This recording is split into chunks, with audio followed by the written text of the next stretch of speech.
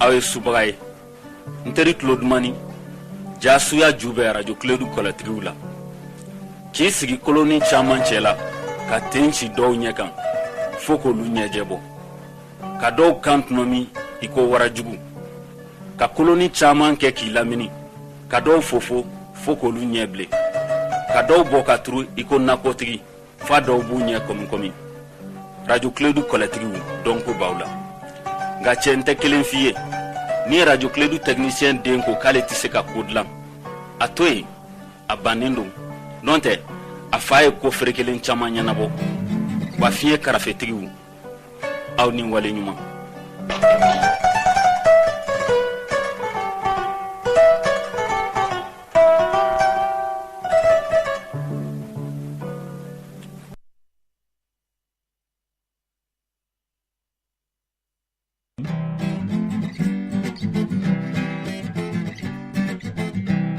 Tonton Lamini, abara konyimanke, tonton Lamini. Tonton Lamini, abara konyimanke, tonton Lamini.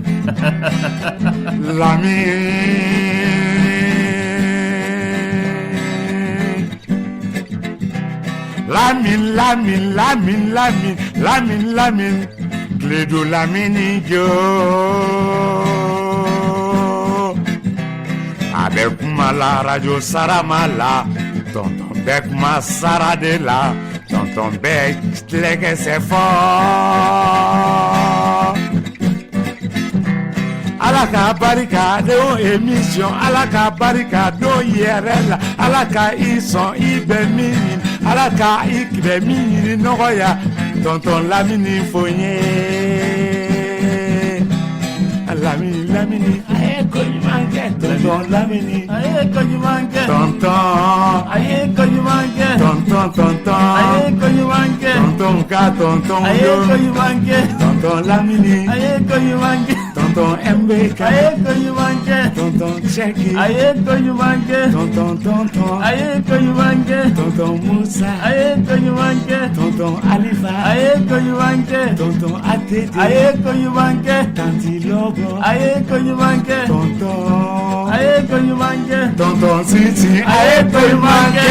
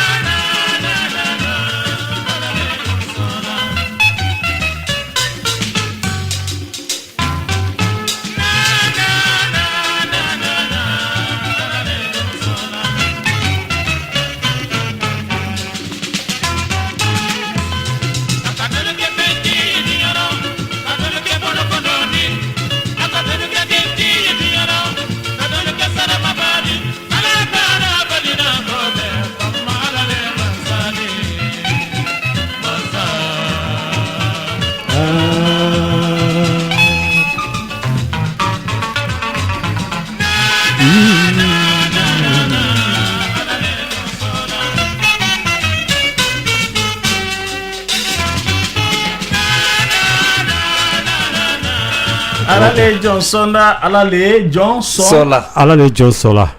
Oui man nga kan de. Okay. Alale Johnson la. Kosobe. Ala de be Johnson. Ati. O ya ba man ga na ma. Jo. Bo Pacheco bo de me. Alale Johnson la. Pacheco. Allo. Makoro ka Kenneth Diara. Basita la yoro. An ma se ka an bamso la sɔrɔ n'o kɛra ma Kuyate numéro 1 Kosobe. An dɔgɔkun tɛmɛlen a depa bɔra seli ɲɛkɔrɔla la n'a ma se ka ɲɔgɔn na sɔrɔ a kɛra ten a ko a ko ne layidu di ko a dun fana y'a fɔ tuguni ko tanba t'ale bolo kosɛbɛ ten nka an ka foli ba ye a ko n'ala sɔnna ma dɔgɔkun wɛrɛ an n'a bɛ se ka ɲɔgɔn na sɔrɔ nka a ma tiɲɛ n'a ye ɲɔgɔn na sɔrɔ tuma o tuma a b'a tɔ fɔ an ɲɛ a ma fɛn fɔ nka min bɛ yen a b'o fɔ an ɲɛ ala sɔnna ko mɔni a k'a bila kunna k'an danna 79 de kosɛbɛ 79 ni 2015 a yɔrɔ ji caman tɛmɛna an pɔn jukɔrɔ kojugu fɛn caman bɛ fɔ an ye o la n'ala sɔnna a bɛna an bilasira n'ala sɔnna ma ayiwa maakɔrɔw ka ca an mako bɛ maakɔrɔw bɛɛ la plateau nin kan a kɛra dɔnkilidalaw ye o a kɛra kumakɛlaw ye o a kɛra politikimɔgɔw ye o minnu fɛn fɛn bɛ fɛ ka dɔ fɔ walasa an bi denmisɛnninw bɛ se ka fɛn dɔ mɛn ka kɛ siniɲɛsigi ye an fana denw ye n'olu mɔdenw ye an mako b'a bɛɛ lajɛlen na minnu bɛ Mali kalama kosɛbɛ minnu bɛ se ka fɛn fɔ Mali taabolo kan kosɛbɛ Mali yɛrɛ dɔrɔn tɛ kɛ oui an bɛ Mali de fɔ fɔlɔ kɛ o de ɲagaminen don an bolo n'i bɔra farafinna dɔrɔn i bara dilan fɔlɔ i bɛ taa mɔgɔ wɛrɛ bara dilan de kuma tɛ ala ka ɲɛnabɔ seko ni dɔ ko sira fɛ an mako b'a la ayiwa jamana ka ɲɛta sira fana fɛ min ni seko ni dɔnko fana tɛ kelen an mako b'u bɛɛ lajɛlen na maakɔrɔw bɛɛ lajɛlen u kana dɔ fɔ u k'u hakilinaw fɔ i bɛ taa sɔrɔ olu ka wagatiw la u ye ko bɛɛ kɛ walasa ka se ka sira sɔrɔ a ma se ka sɔrɔ u kɔrɔla nka hata u kɔni dalen b'a la k'o fɔ k'olu hakilina nin ka ɲi k'a bɛ se ka jamana ni a donna tulo kunnandiw la minnu bɛ jamana kunna bi k'olu bɛ se k'a ta ka se ka baara kɛ n'a ye walasa ɲɛta ka sabati u kana fɔ plateau kan n'ala sɔnna ma sira bɛɛ fɛ u kana fɔ bonya kɔnɔ majigi kɔnɔ ɲɔgɔn faamuyali sira fana kɔnɔ ka taa an mako b'a bɛɛ lajɛlen na minnu bɛ fɛ ka na n'u ma bataki sɔrɔ n'u ma clé numéro sɔrɔ u na se ka 76 43 70 45 wele an b'an déplacer ka taa u ma an n'u bɛ se ka fɛn dɔ fɔ walasa u bɛ se ka sira sɔrɔ ka na n bɛ segin numéro nin kan 76 43 70 45 u bɛ se k'u wele ou 66 43 70 45 u bɛ se k'u fana wele walasa an b'an déplacer an bɛ taa an bɛ ɲɔgɔn faamu a kan ka taa sira min fɛ an b'a fɔ ɲɔgɔn ɲɛna u bɛ na plateau nin kan n'ala sɔnna ma Kuyate foli b'i bolo foli bɛ n bolo dakurunya kelen an bɛ tɛmɛ maninka ko fisiriwaleya ye tew le de k'an na cɛkɔrɔba fo i yɛrɛ sigiɲɔgɔn don fisiriwaleya ye lawuli ma de voilà tewule o ye maninka kan tewule mais n'i y'o fɔ Pacheco tɛna fɛn faamu e ni an ka maakɔrɔ belebele jolen dɔ bɛ non si ye ka di bi kosɛbɛ kɛnɛ ka di bi dɛ kɛnɛ ka di bi dɛ tabarikala cɛkɔrɔba min ko musokɔrɔba ma na mɛ cɛkɔrɔba nana ten cɛkɔrɔba min ko i yɛrɛ sigiɲɔgɔn don an fa n'o ye Elhaji Djigi Camara ye Djigi Camara c'est l'un des membres fondateurs du RPG ici Ablaye Bugu la Ablaye Bugu la o Djigi le ko a sigilen toloba na sisan ko na foli y'a ye a n'an bamuso Fanta Kante ani Bintu Jara mais i donna ne ka du kɔnɔ o ye ne ka so de nba olu de foli cɛkɔrɔba sigilen tɛ dividende na de a sigilen bɛ yen a n'a dɔgɔw Burama bɛ yen tabarikala ani Burama fana kɔrɔkɛ bɛɛ lajɛlen filɛ dividende na boutique la ye galon bɔnda ayi comme kamaralakaw de don ne tɛna se ka bɛrɛ maakɔrɔ fila de bɛ yen artisiw kɔrɔw de don u sigilen tulo b'i la sisan u ma yan sɔrɔ bi dɛ n'o ye doyen Bari ye Mamadu Lamarana Bari n'u b'a fɔ a ma ko Petit Sorcier ani Mamadu Fakoli Dumbuya a ye tulo bɛ n na ka foli bila olu ye ka kuma tɛmɛ Sɛgɛsi ma awɔ yan'an ka se Sɛgɛsi ma i bɛ a di fɔlɔ Bagayogo Kɛba tabarikala Bagayogo marhaba bon mais an ka famille bakana ka be fo Bamakɔ yan Mopti ani Tombouctou ani mbalakaw parce que no mo ko rechini ay mo ko rechini ni ci ko re bore ay ci ko na ci gay bore ni ci ko re boro de ay ci ko re boro ni ci gay boro al bilal ni na ci Tombouctou boro ni ci fo tesale tu boro ay ci Tombouctou boro mo ngara kulla bon mais Mamadou Garba sama seko fo anaka famille kumu gel tigi anaka famille mbu bele gelen fo ka ma dugure fo bagdagi mankila o yenyere modi mbofo ambol bela jele fo ka dambal mawtloga ka fo mo griman babambulo a sekonu donko strafe aye matarafali bake a fana be sekonu donko kono depuis indépendance warati ga ye samba soro orchestre raybandi bi fotet la garla aya bolono chama bato la fana bole ko fa dimseni chama blasra fana ga alsa abeka sekonu donko strafe abeka dimsenu blasra ni min willa ka sama samba fotuma be akadi demsanu ye ko makoro de ka solma makoro be se ka wuli ka se demsani ma cogodi ale aka janatige beke sega ni nyani ni doni nyini na ale o famo ibini ma do ala de ki sonsori urutan o moti warla de urutan ni bonya urutan ani bonya bana ni yoke ibe makoro kono soro iba soro piu iba soro ni fama jigi wallahi be makoro kono do muso groupe do de willa 88 89 ka tasse 90 yan fama utuma fe ka tlonge badeke utuma fe ka Salif Keita de kenya moye iba do ye kita kala soro tugodi Salif Keita dongil dala namu yalla soro tugodi u yo woro tan de sri woro kumba jema ni bleman den taw yo de sri woro fenga kono woro fura kono namu chenyman ba ka to sigi Salifu koro kamba fe ki ga kanga parent de ye anga sore la Salifu kashira de Allah akale famana ni magode pale bora mandale mo mana woro tan sigale koro ka bunya dama mo be na fayidi ubuna ube letri ti ube obunu sigayo amba fe ga bare mais wonu nana ni chugo mina usera ka hakili mi soro ka woro tan masri kano sigale koro akashira Allah nga u fere abode wallahi u haglu dum fefan u pede keru sigatola urutan de muke urutan oge urutan donc makoro mo gobe urutan abeti ani bonya ko sobe karamo ke ni ci marhaba eretlina lamin kon baste bashitina sila mba marhaba ninti chien fole studio ni kono aw chaman ba soro la mais ikelen ka soro idana tiens ni mbeka flana e parce que chien folo la andana chien kele pedema o kera na folo yini na na mbonyo kombulo parce que ita tara mun doni quoi atara mun doni nga choro atara mun amane wile de pachego njotola uye kolo da ma buga cha kolo dida ayo be soso il faut ko de la gawla man ngada lamini be woro sarade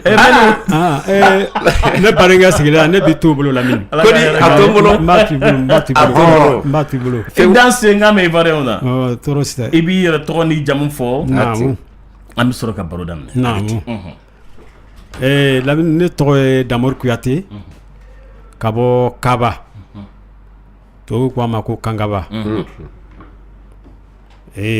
ne Kuyate jelde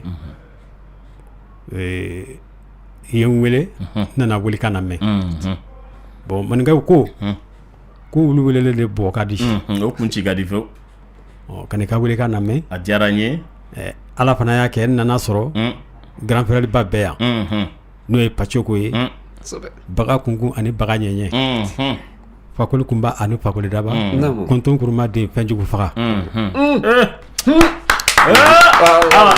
ay pachego minede abina ka guitar di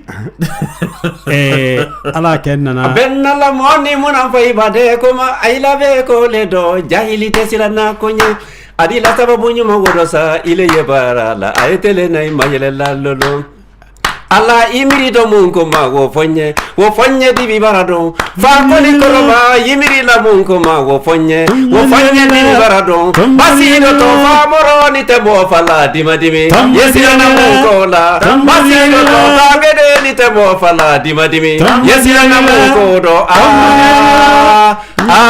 sanu koromago fakoli duya baragoti waye koromai di molla to no tebe ai di molla jayoro kele Diarila koromai di molla to no tebe ai di molla pata yoro kele Tama diarila niri bali kono mata si kono ma hakili ma kono ma dotino binala Tama diarila niri bali kono mata si kono ma hakili ma kono ma dotino binala Tama diarila Musukoroni te urundi kate korni bo pengana nyabala fe Tama diarila Musukoroni te urundi kate kansamba timbala fe da bolola Tama diarila kabila pachola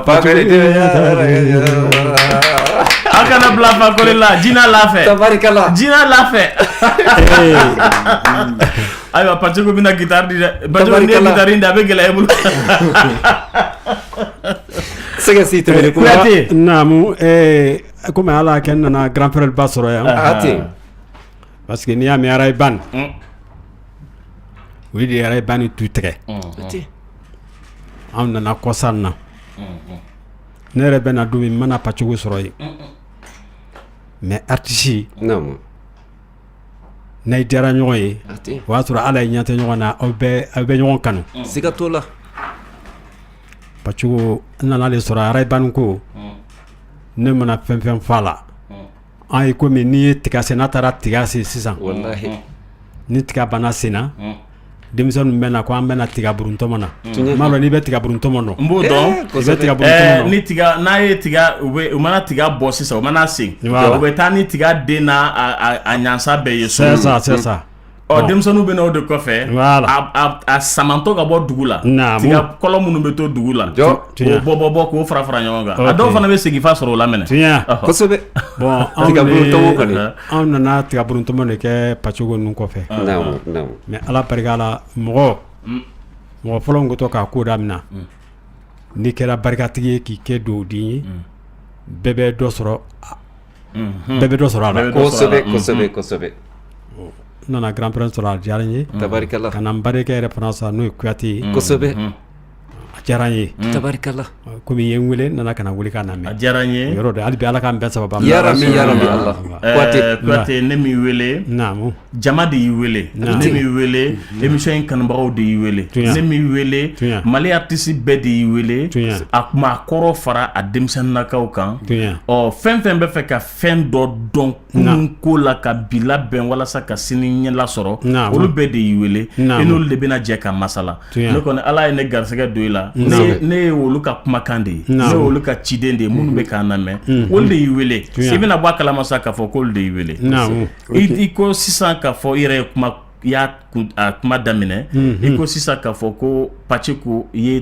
tasibla ye afeta ya tanu kaka bara nyuma nutuma nyuma ke aw tuntena a héritage parce que aw kera héritier ou de OK tiens au lieu tout tige a galeru bolo ko sobe ay rayband ni hakli be la ko sobe a damine na 69 kana do 70 kono adam na 69 kana do 70 kono u fara la ñogon ka 69 o ka tanye fe sa donc lu ka yakuba yaku ka commencer ka do kera 70 en fanye donc u maja ñogon na ko sebe o chaman tara 71 72 euro kono tout ga bago chaman be burumburu yani tout yere ka se ga bantige la o kana se fo 74 75 au kera 75 76 77 na bago de donc na damine tu manya au tintena fen soro jaranye ko sebe pachugo ba yira la ka fo awi barake pachugo aw barake aw signa ka barake aw betanu ola o nga nunu munu nana kana bara to se kundama na parce que aw ye jika kora falena nunu de nana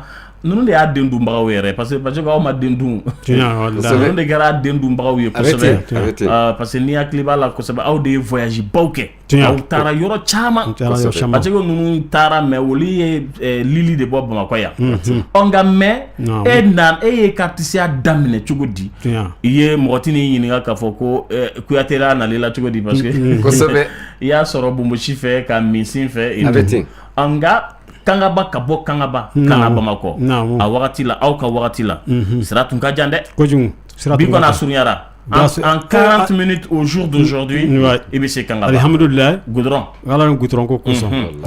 Nga lagina sira tumbe cogo mina folo aw bolo. U ka sɔrɔ si minɛnw tun bi tɛmɛ sira in kan tuma min na n'u bɛ se ka dɔgɔkun kelen kɛ ka bɔ frontière la ka na. O caman kɛra ɲɛna. O kɛra ɲɛna. Dɔ n y'a fɔ. O kɛra ɲɛna. Artiste y'a kangaba i y'a daminɛ cogo di. Ka sɔrɔ ka sira minɛ ka na Bamako jɔn de ye Bamako sira bila i kɔrɔ. I yɛrɛ i bandi ye cogo di i y'a dɔn cogo di an mako b'o de la. Nka an b'a daminɛ kangaba la. Tiɲɛ. Bon Lamini diyara n ye.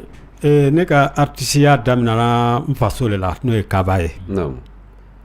Bon sani ka na orchestre yɛrɛ la fɔlɔ an tun bɛ komi an ye jeliw ye u tun b'an wele sɔn an bɛ taa an fɛ maninkala n y'a dɔn ni npogotiginin furula sisan n'a bɛ taa cɛla la bon fo jeunesse mɔgɔw ka ɲɔgɔn ye ka tulonkɛ kɛ k'a bilasira fɔliw kɛ bon an tun ye fɛn dɔ fabriquer an ka dugu la ko cumba kelen orchestre cumba kelen dɛ an tun ye le fabriquer an ka dugu la an ka jeunesse wagati ne tun bɛ cumba dɔnkilila kɛ ka cumba jimo fɔla tɔgɔ tun ye ko Bala o tun ye fila ni ɲɔgɔn ye. I ko orchestre tɔgɔ ko cumba wa. Ayi fɔli fɛn dɔ tun ye cumba kelen bɛ orchestre la tumba. Voilà tumba. Voilà an tun b'a wele de ko cumba. Mais tumba de ko. An tun b'o de bɔ ka k'i komi orchestre fɔli sisan. A jemilama ni mais bara fila de tun don. An tun bɛ fɔli sugu bɛɛ k'a la. Ka dongili ka orchestre dongili la k'o bɛn a ma. Mais o tun ti manden fɔli fɛn dɔ ye dɛ. Aw denmisɛnninw o wagati la aw de hakilina y'o ye k'o dilan. Voilà an hakilina dɔ ye k'o dilan parce que an tun bɛ orchestre tɔgɔ mɛn radio la. Bon an delila ka orchestre tun bɛ taa k'an sɔrɔ Kangaba. I n'a fɔ ambassadeur ninnu fɛnw Selifu ninnu. Ani Rayban. Bon an ye tumba de y'o ka fɔli fɛnw na. D'accord. Donc Rayban taar'e sɔrɔ fɛn na Kangaba. Rayban de sɔrɔ. O y'a sɔrɔ ma misiki daminɛ fɔlɔ. I tun b'i san joli la wagati? O y'a sɔrɔ wagati la n bɛ tɛ tɛmɛ san 15. San 15 san 20. Kamalenya daminɛ yɛrɛ. Kamalenya daminɛ voilà. I y'a faamuya. Bon o la o kanu kosɔn an fana taara ka taa nin fɔli fɛnw fabriquer k'a kɛ komi tumba.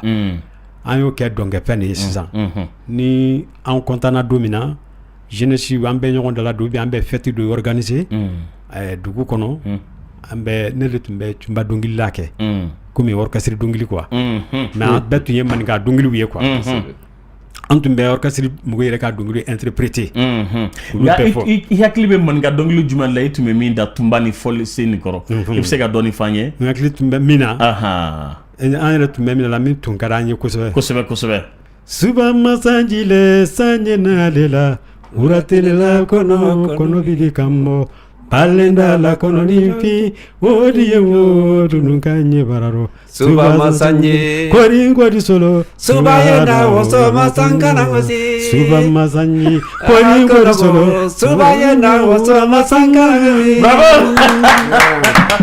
Mais attends, mais dongili in bɔlen bɛ Solima dongili fɛ dɛ. Ouais, Solima dongili parce que a bɛɛ de tɛ an tun b'a bɛɛ de yɛlɛma ka kɛ orchestre fɛngɛ mais non tɛ Solima dongili de don. Solima dongili de don.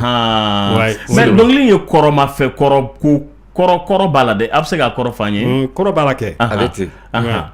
E bɛ dɔ da la Kuyate. Ne fɛn fɔ ale b'a bɛɛ a b'a bɛɛ dɔn. Mais ɲɛmɔgɔ la parce que an bɛ dongili kɛ. Kaba. N ye dongili kun bɔ yɔrɔ min na dɔrɔn. Ayi kaka. O ye Kaba Sigiri. Julafo bon maintenant ka taa o bɛɛ a bɛɛ y'ale zone kelen de ye. A bɛɛ y'ale zone kelen de sa ka taa fo ka taa Hamana. Kaba ni Sigiri a bɛɛ kelen mais kumakan dɔɔni de y'anw jɛ. Kosɛbɛ. Nɛn yɛlɛma cogo. D'accord. Sinon an bɛɛ y'a maninka kelen ye. Ok. Alors a bɛ ka mun de fɔ? Suba Masanji a ye segin dɔnkili kan sa. Ko Suba Masanji le san ye n'ale la uratelela kɔnɔ bara kasi zalenda la kɔnɔ ni kan nɔni ko dunu kan bɔra Suba Masanji an kɔrɔ Suba ye na woso masankana gosi. Et puis kinikini b'a kɔnɔ kojugu. Kinikini b'a kɔnɔ. Kinikini bɛ dɔnkili ouf. Lamini maninka dɔnkili a bɛ n'a ladon de. A bɛ n'a fɔ waati le fana a la waati le a filɛ ka min fɔ nin marajeli dɔnkili de marajeli ka dɔnkili de marajeli mara ye dugu dɔ de marajeli ye min bɛ bolokoli kɛ cɛmisɛnninw bɛ min natɔ ye dɔrɔn ka sentigɛli kɛ. Y'a faamuya an ko de ma ko mara jeli ka dongili de voilà d'accord donc nous bina le chemsono tieni do chaw kundoro voilà u ben dongili de daka ben ne daka kataw kama tu kono Allah ni ni medro tabarikalla ya wole kifa wole wole yoro ga jaw wati la kuate d'accord donc onin tuni dongili de min tun kada wi ko sobe tun kada yi ana ka nona dongili chama man ga dongili dun ko sobe an tumbolu la an tumbetra ka bembea surtout bembea jasi nun o ka dongili jumande tumba bolo au tumsega mi an tumbolu fana la akina fo juma ka sara nun oui sara tu vois quoi avete d'accord an tumbolu chamanda quoi mo tisi ka poki bese ko ka non mais enfin out min ke soirée ke ro la wa ou bien muso ka tegera tulunga soirée ke ro soirée parce que mo tumba wole soirée la kan ka bayi mo tumba wele an beta soirée ke ka ani tulunge bauting ou bien fama kumbe tungaran kay jeunesse tumbe doit organiser pour que ka fama kumbe an tumbe suban tolgalla oui mais mami famu par exemple espace yoro 70 ou 70 enfants de kanao voilà mais a wakati la kan kaba nununa est-ce que jeunesse so tumbe jeunesse bolo ka fo kapta tulunge yoro no be atumbe kara de kori il va faut que cercle chama tumba ke tugum na arrondissement chama ka kara kuri ka keneba do la be ka jike ka funfun folgalaw bu jo krefe donc galaw be krefe na ye kelenge ka bo furuki ko sobe poussière be wuli avec la ka mo la sigi fala yo sigi poussière be ni mi nu ngona ta sora be go buguri te me yoro ka potiru blaw ka ta jita ka ro aruje ka kla ka aruje tugu abe furuki donc samara joshi to la de non ta kuma ta la samara joshi ta d'accord donc automobile de ou bien kena do tumba bon kaba parce que comme kaba fana tun ye duguba de ye waati la par rapport bakola nu quoi parce que ne yɛrɛ n ka denmisɛnya caman kɛ bako an ka sɛnɛkɛ buguda la mais kaba ka ye mais an ka sɛnɛkɛ buguda le tun ye bakɔ wele jɔn de sɔrɔ commandant la Kasemadi bɛ min fasa da ye Kibili Demba a y'a de sɔrɔ ye o y'a sɔrɔ Kibili Demba bɛ commandant la mais k'a sɔrɔ Kibili Demba yɛrɛ fana ma na o y'a sɔrɔ Kibili Demba nana sɔrɔ an ye Cunbako nin kan koyi ale y'a sɔrɔ a b'a kan o y'a sɔrɔ an b'a kan 12 yɛrɛ an y'a sɔrɔ o y'a sɔrɔ Moribo ka 10 waati donc e tɛ ka 70 fɔ ne ye dɛ e bɛ 65 60 ka taa 60 ka na 70 kuma bila ne parce que Kibili Demba ye 70 de ni hakili bɛ ka ɲi kosɛbɛ voilà o y'a sɔrɔ Cunbako yɛrɛ bɛ nin ka dɔ gosi an bolo quoi a bɛna ɲini ka oui parce que an mɛnna kan kosɛbɛ an mɛnna kan d'accord donc Cunbako an b'o de kan o bɔlen ye halisa an bɛ kaba bon o bɔlen ye nana gitari ni Siramori denkɛ Sidiki a bɛ Tiɲaso bi ala ka hinɛ a la yarabi ani musokɔrɔba ninnu bɛɛ ani Siramori yɛrɛ Siramori ye ni mɔgɔmuso de ye an ka famille kɔnɔ parce que an ka gwa de ye Danbala ye ni ko Danbala kaba anw ka ga de o ye kabila de tɔgɔ ko Danbala bon an ni Kela furuɲɔgɔnya de b'an ni ɲɔgɔn cɛ aw ni Kela Bala ka dugu an n'u furuɲɔgɔnya de b'an ni ɲɔgɔn cɛ et puis somɔgɔya b'an ni ɲɔgɔn cɛ quoi somɔgɔya d'accord parce que ne ni Kasemari yɛrɛ n y'a dɔn bi a tɛ yan a bɛ voyage la ne ni Kasi tellement k'an yɛrɛ diyara ɲɔgɔn ye bi a tɛ se k'a sen ta n'a bɛ Bamakɔ yan ni Damori ne yɛrɛ ɲantɛ la quoi a tɛ se ka foyi kɛ a tɛ yan bi bon Kasemari ba Jɔntan o ye anw kɔrɔmuso de ye n bɛna n y'a jɔnjɔn de f'i ɲɛna ni Kasemari ka diya yɛrɛ bɛ min kan ba Jɔntan o ye anw kɔrɔmuso de ye o berenkɛ Jɔntan ta kɔrɔkɛ ko n'an kuma wele Siramori cɛ o de y'an kɔrɔkɛ ye kabila kɔnɔ aw kɔrɔkɛba den fɔlɔw de y'olu ye olu ye du fɔlɔw de ye kabila yɛrɛ kɔnɔ parce que ni famille bonyana kabila a bɛɛ kɛ kabila ye ni kabila mana bonya fana bunda bɛ caya a bɛ ten bɛɛ bɛ taa du sigi mais ni kunko nana kabila bɛɛ bɛ ɲɔgɔn sɔrɔ voilà a bɛ ɲɔgɔn sɔrɔ an tun bɛ ten an ka kunko o y'a sɔrɔ balimaya ka di bon Lamini hali sini o b'an fɛ yen san an bɛ taa an ka kabila sarakatibow kɛ an bɛɛ bɛ ɲɔgɔn sɔrɔ yen ala ko mɛn sen na amin d'accord Ok, donc o de ni Kasemadi ka diya yɛrɛ ye kosɛbɛ. Voilà. Bien, bon maintenant i nana guitare dege Siramori denkɛ dɔ fɛ i tun b'o kuma de kan. Voilà, sani ka guitare dege parce que ne yɛrɛ ma kɛ guitare fɔla ye ten jɔnjɔn. Dɔnkili de diyara n ye kojugu. Bon ni Siriki tun bɛ to ka voyage misɛnninw kɛ. An bɛ micro ta an bɛ guitare chasse ni ɲɔgɔn na quoi. An bɛ taa burusi kɔnɔlaw la. Dɔgɔjɔ yɔrɔw la. Dɔgɔjɔ yɔrɔw la burusi kɔnɔlaw mɔgɔw b'an wele.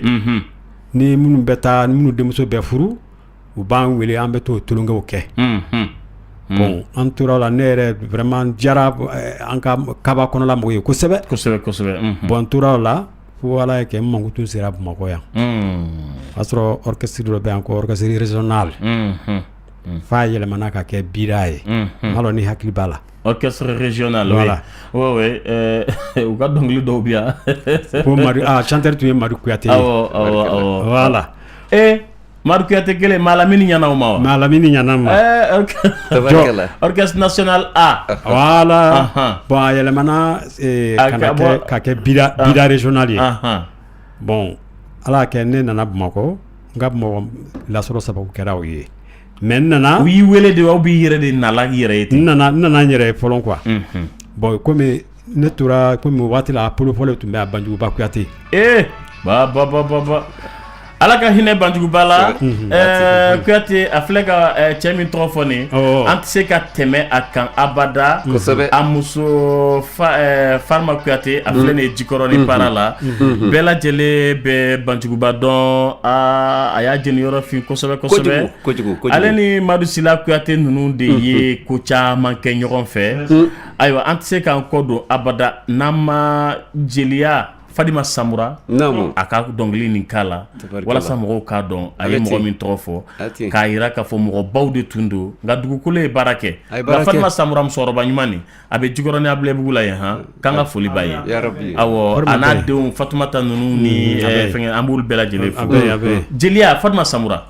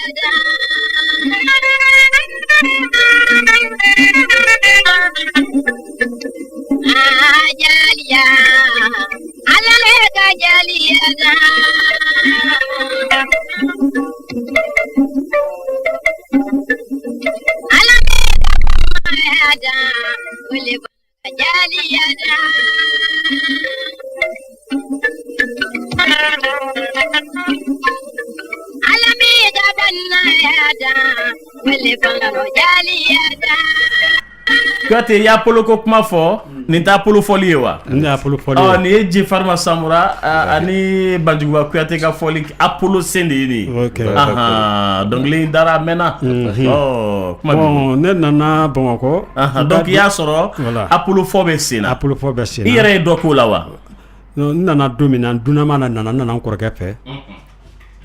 Bon n kɔrɔkɛ u ka Apollo u tun bɛ marasi dɔ la. Ni n kɔrɔkɛ taara ɲɔgɔn fɛ yen. N taara ɲɔgɔn fɛ yen. Bon n kɔrɔkɛ ye n présenté Banjuguba la. N dɔgɔkɛ filɛ nin ka bɔ Kankaba. K'a fana b'i débrouiller dɔnkili la dɔɔni. Mais ko orchestre mɔgɔw mako b'a la. Mais a n'u ma ɲɔgɔn ye fɔlɔ. Bon sinna ka micro passé ne ma. N ka dɔnkili kelen dɔ fɛ. Bon Ala y'a kɛ n ye dɔnkili la. N diyara Banjuguba ye fo ka s'a dan na. Banjuguba ko sani ka to n yɛrɛ ka taa orchestre mɔgɔw k'i ye k'an kɛ dɔ k'ale fɛ fɔlɔ. K'an kɛ dɔ kɛ ɲɔgɔn fɛ. Ala y'a kɛ n diyara Banjuguba an ye wagati caman kɛ ɲɔgɔn fɛ. Bon an tora o la bira régional mɔgɔ de ye n wele. I wele i lakolomɛ sa k'i wele. Mais n lakolona cogoya min na o y'a sɔrɔ an taara Baginda. An taara yen orchestre dɔ tun bɛ yen. O y'a sɔrɔ usine dɔ bɛ yen bon y'an wili formation dɔ tun bɛ yan o y'an wili an taara ka taa o lawili quoi bon an tora o de la yen gouverneur Sorisi la gouverneur malo ni balo Sorisi la bon ale tun bɛ tournée kɛ Kati mara kɔnɔnaw la bon ala y'a kɛ a taara an ye réception dɔ k'a ye bon ne ka dɔnkilida diyara gouverneur ye fo ka sa danna n nacogo bida régional la de filɛ nin ye quoi bon an tora an banna soirée la bon gouverneur ye commandant gouverneur y'a yir'u la ko bon ko chanteur ni manika cɛ nin ko n b'a fɛ a k'a passer ma n bɛna don n ka orchestre la Bamakɔ n'o ye orchestre régional bida ye donc k'i to Baginda ye k'an to Baginda bon mais ne ma b'a kalama sɔgɔmada jonya la orchestre ala kɛ commandant ye a ka gardikɛ fila bila ka taa ne la kunu bon o waati la bon mɔgɔw siran bɛ mɔgɔ la donc ni gardi taara ne la kunu ne la ka gardikɛ ni a ka fɛnw ne ko n ye mun kɛ ko Kuyate ko commandant ma ko seli ma ko ka commandant ma ko n ye mun kɛ ko commandant ko k'i kana sisan a fasa ni sɔnkodimi b'i la i bɛ sa ka sɔrɔ siga t'o la ne fana ma dɔgɔkɛ kɛ ni n tɔɲɔgɔn minnu bɛ si n'o bɛɛ la kunu n ko ayiwa n ko cɛ n ko ne nana wele dɛ n m'a dɔn kun min don gardikɛ ne ta moto la an taara ka commandant sɔrɔ commandant yɛrɛ ne donna ka bureau commandant yɛrɛ wulila fɔlɔ ka ne kunbɛn o lafiyara yen yɔrɔ de la wa ko Kuyate k'i sigi ne ye n sigi a sɔrɔla ka ɲɛfɔli kɛ n ye ko Kuyate ko mɔgɔ n'i kɛra baarakɛla ye n'i ka ko ɲana ko i bɛ yɔrɔ wɛrɛ sɔrɔ min ka ɲi ka tɛmɛ yɔrɔ fɔlɔ kan ko min b'an bɛɛ kunna n'o ye Sorisila ye a ye min ka réception kɛ olu k'a ko ko fɔ k'i d'ale ba ko i ka taa don orchestre la Bamakɔ a fɛ yen ne ko mun kɔnɔ est-ce que o diyara e yɛrɛ ye wa bamananw ko ko ne mɔkɛ ko ne sɔnni banto dɛ k'an bɛɛ ka patron do de ko et puis ko Damori Kuyate ko ka di la kojugu bon ala y'a kɛ wula fɛ Sorisila ye a ka superkɛ bila ka taa ne sɔrɔ Baginda ye ka taa n ka minɛnw bɛɛ cɛ ne fɔ ni ɲɔgɔn fo mɔgɔw kasira ko orchestre cira Damori taara Bamakɔ orchestre cira mɔgɔw kasira bon ala ni hinɛ ma ne ko non ko ne tɛ to yen sa n ko n bɛ taa n bɛ na kosɛbɛ bon n nana yɔrɔ min na dɔrɔn n nana sɔrɔ malo ne tun bɛ Soro lɔn bida régional Soro ale bɛ i kan ka lɔn pacogo ne ma dɔn kosɛbɛ voilà a bɛ piano fɔ Kero kɔrɔkɛ de tun don ayi non Soro i y'a faamuya voilà a bɛ piano fɔ piano fɔlɔ don jɔ a yɛrɛ dɔnkili dɔ la i bɛ kɛ la kosɛbɛ c'est ça ale de ye jɔnkolonninw ni fɛnw la bon o y'a sɔrɔ olu bɛ bida la orchestre yɛrɛ ne taara dɔrɔn ne don salle kɔnɔ minɛnw installé ka ne makɔnɔ ne nana yɔrɔ min na dɔrɔn parce que gouverneur a fɔ bɛɛ ko n ye dɔnkilidala sɔrɔ ko ka bɔ Baginda k'a bɛ na fɛ yan ne taara sɔrɔ bɛɛ sigilen bɛ ka ne kɔnɔ ne nana dɔrɔn o ye ne bisimila salle kɔnɔ ne yɛrɛ taara sɔrɔ la répétition heure sera o bon n don yɔrɔ min na nkɔrɔ e yɛrɛ b'a dɔn bon n'i kɛra burusi kɔnɔmɔgɔ ye n'i nana duguba kɔnɔ o b'a essayer k'a fɔ k'i papa fɔlɔ k'i bɔ i ja kan mɔgɔ nana dɔrɔn e nana mun sɔrɔ yen minnu sera n'u place ɲɛ voilà olu nana dɔrɔn ko bon Damori Kuyate de ye bon voilà micro filɛ nin ye bon ne ye se a daminɛtɔ de ye ko n kɛ dɔnkili kelen la fɔlɔ n k'o lamɛn ko ne bɛ se dɔnkili jumɛn na bon ne ko n ko ne kɔni bɛ se dɔnkili mun na n ko turamaga ninnu ni maninka dɔnkiliw kolankoma ninnu ni fɛnw n ko n bɛ se k'o de kɛ bon o sinna dɔrɔn ko gamu jumɛn o waati la ne tɛ gamu ko routine ye n'i ko ma ko ka gamu ne ko n ko bon ko ne y'a fɔ gamu na n ko n bɛ se k'an débrouiller i yɛrɛ ɲalɔ n ye n yɛrɛ don ko la mais ala y'a kɛ o y'a ta don la i lafiyara o taara bɛn ne yɛrɛ lafiya yɔrɔ min wallahi n ye dɔnkili la ne kan bilala yɔrɔ min na dɔrɔn mɔgɔ tun bɛ bureau kɔnɔ yen musomanin fara baarakɛla kan bɛɛ de bɔra ka girin ka na salle kɔnɔ nin ye dɔnkilidala jumɛn ye tabarikala bon ne ka sababu nacogo filɛ nin ye sababu bara bɔ bon an tor'o la fo ka na i ye jumɛn de da o yɔrɔnin na ni hakili b'a dɔnkili la n ye dɔnkili min la waati la u ye micro di ma k'i papali min kɛ n ye kulangoma de la an ka taa fɛ sa n ye kulangoma de la i bɛ se ka dɔ fɔ an ye n ye kulangoma de la o wagati la quoi kulankoma i bɛ se k'a d'an ye ka dɔɔni la dɔn kulankoma don ka dɔn la kulankoma la ten d'accord aya lamina shiriku kule aya lamina shiriku aya lamina Allah bimulu la mana kuma o kini la mo ya rosema Allah nole Allah nole fama bani nole ninjo makoroto komi tuma base oye kelale o forum do jama tero minan ko bere nana ko no ko ni ye dungilala pour ya foko i ba foko selbu manga parce que wati la na tum vole ma ko i kai ko mi selbu kan be content oui bon ni ma fili ye nana kile min di ma sisan ni morceau n bɛ ta la awɔ bon n ka morceau fɔlɔfɔlɔ yɛrɛ ko maliba damori kolankoma damori malidenw voilà malidenw an bɛ se ka malidenw lamɛn bɛ se ka maliden k'a la ya maliba fana bɛ yen n'ala sɔnna n y'o la nɔru koɲa la nɔru koɲa la an bɛ malidenw lamɛn fɔlɔ ka ninakili dɔɔni voilà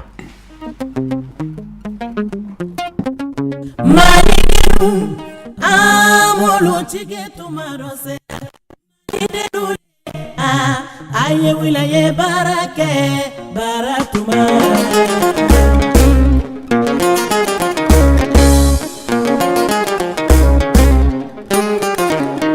malidenu amolo chike tumarose malidenu de aye wilaye barake baratuma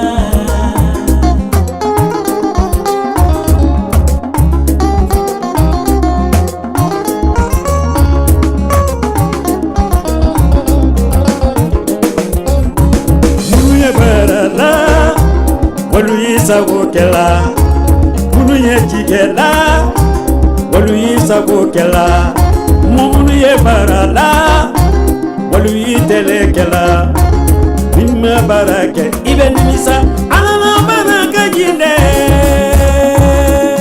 dunya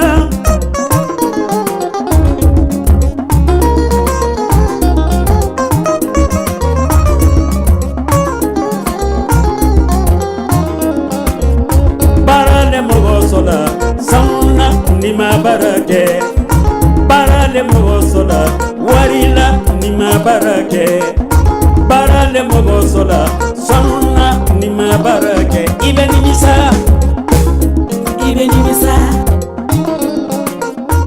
nima barake ila banye bengalidi nima barake ila banye sunyalidi dunyaro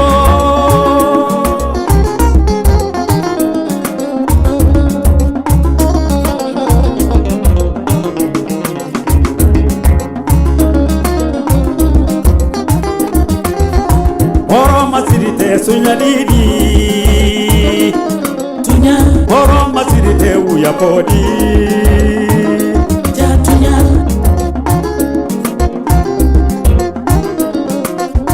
horo masirite sunyalidi tunya horo masirite uya podi ja tunyale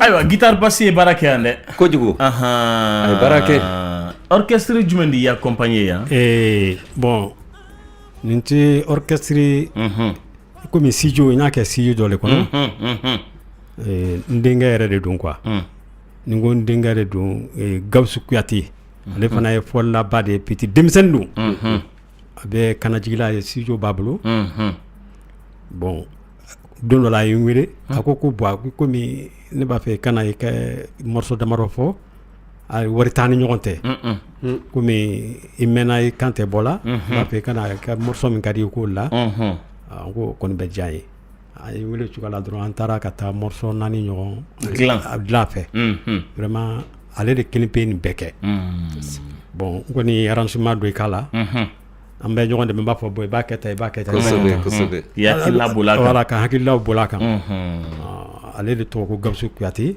a bɛ kanajigila a fana bɛ kanajigila ye k'an ka foli b'a ye ani Jimuri no Damuri Kuyate de bɛ an fɛ Rayban de Buffer Tête de la Gare ni mɔgɔ min bɛ fɛ ka ɲininkali kɛ sa nɛgɛjuru ye 21 fonifu 11 halisa an bɛ taa n'a ye i donna bida la i y'i kumakan nabɔ mɔgɔw kɛra fɛ i b'a kɛ to wagatinin kunkurunin an b'o di auditeurs ma n'an bɔra flash la sa an bɛ sɔrɔ ka tɛmɛ n'a tɔ yɛrɛ tilenna. Oui. Ante. Retlena. En clubila. Ayo, il me semble que les filles Maragado. Ay manga de benike. Maraga kayre. Retlena. Oui, troste. Bashi fitula.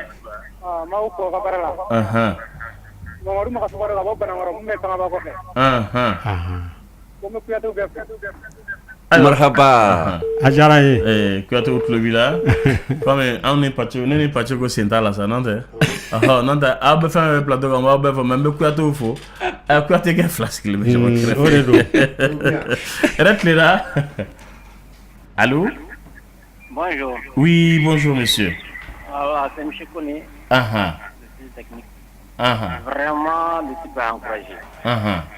Je viens d'écouter son morceau là, vraiment, ça m'a vraiment porté hors de moi-même. Atarandi Rojan. Vraiment. Quand on a demain. Ayo, basite. Merci.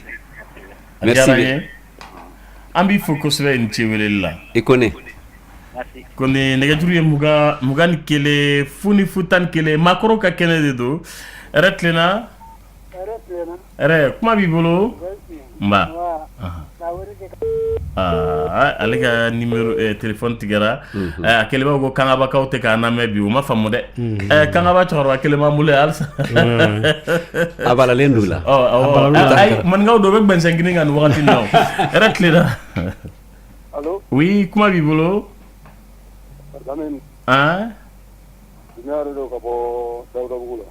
Dumbiya ne bɛ min ɲini maakɔrɔ ninnu fɛ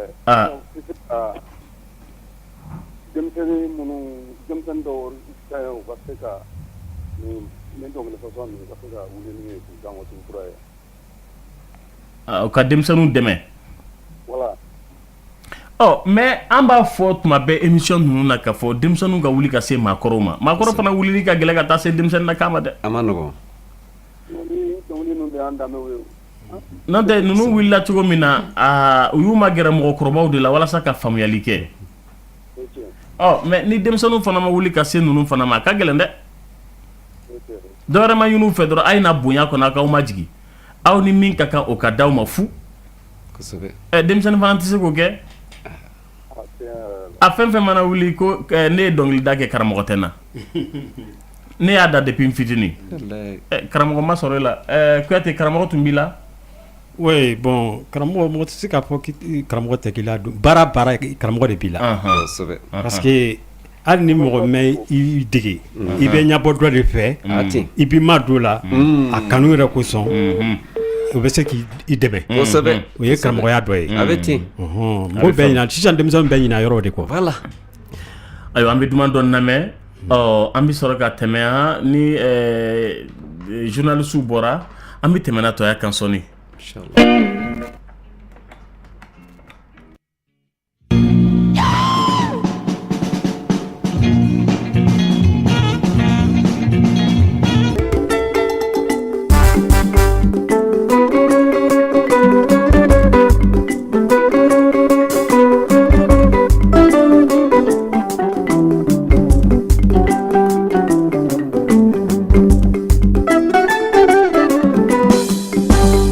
Amali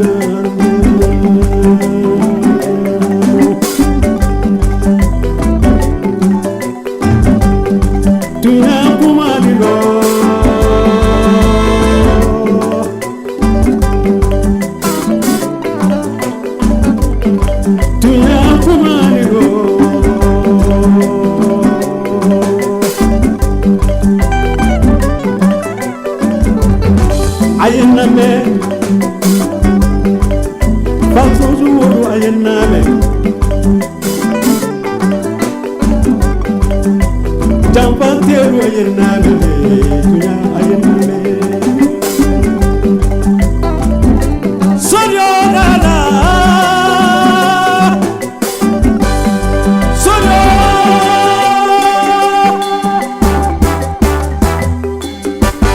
Sote Jampanteri Suke Kanyana Bagade Jampanteri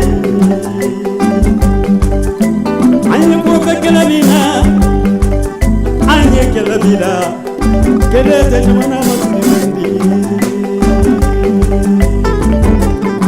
Alani ala alani bubu Uli no malibani bona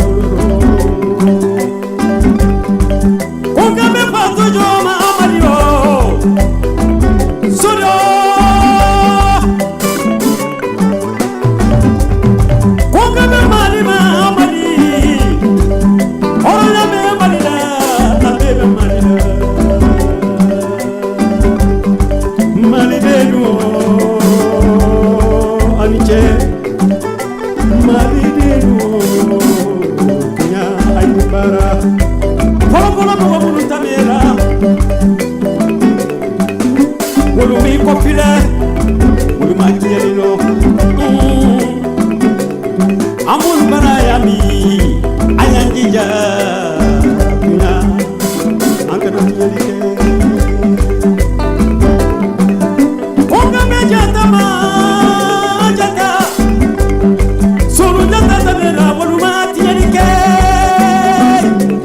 Waluma Madasigida Waluma Tiarike Turamani Kankeja Damasabura ni Turama Damasabura ma Turama Tukuru ni Kasine Kasine ni Kasine sa Sere Pabure Danga Pabure Matapi mani matake mani Tunya Walubara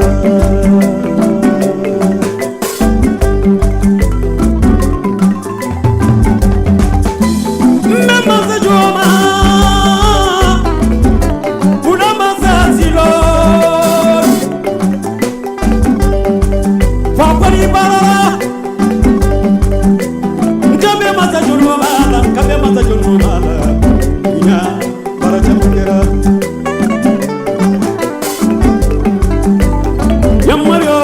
Maliba Maliba te janfante iye kuma munu fɔ nin dɔnkili nin kɔnɔ i bɛ se k'a fɔ an y'an ka walawala dɔw ti dɔnkili kan mɛn kosɛbɛ kuma min dɔnkili nin bɛ maninkaw ko dɔnkili man di a kɔrɔ de ka di i bɛ dɔnkili la kɔrɔ dɔ de kan tunya parce que n'i ye n ka mɛn ko Mali yɛrɛ jamana yɛrɛ fasa de don n ye dɔnkili la Maliba yɛrɛ la parce que ka bɛn yɔrɔ dɔ minnu bɛ dɔnkili kɔnɔ ni mɔgɔ min ye faso ni janfa an maninkaw ko Mari Tala o ye jɔn ye o ye Ala de ye n ko ni mɔgɔ ye faso ni janfa Ala bɛ ko la to i la o kumakanw de bɛ dɔnkili nin kɔnɔ ani an bɛ nɔrɔ koɲa ninnu kɛlɛ minnu bɛ ka kɛ nɔrɔ kɔnɔ faso kɛlɛ jugu minnu bɛ ka kɛlɛ bi faso kan dɔnkili nin bɛ ka taa o de sira fɛ ko ka jamana nin tala an ka fasoba ni a tɛ tala a bɛɛ bɛ dɔnkili nin kɔnɔ komi Ala kɛ dɔnkili bɛɛ lamɛn a bɛɛ tɛ se ka lamɛn parce que an bɛ émission de la donc dɔnkili nin bɛɛ lala o de kan o faamuna ka dan balimaw tulo ka fɔ tulo bɛ maakɔrɔw ka kɛnɛ de la Damori Kuyate de b'an bolo bi Mamadu Kuyate bi yan Pace ko a bɛ ten ale yɛrɛ banfula Sulukule Sale Duga yɛrɛ Dala Sodaba yɛrɛ tilela oui n balimakɛ kuma b'i bolo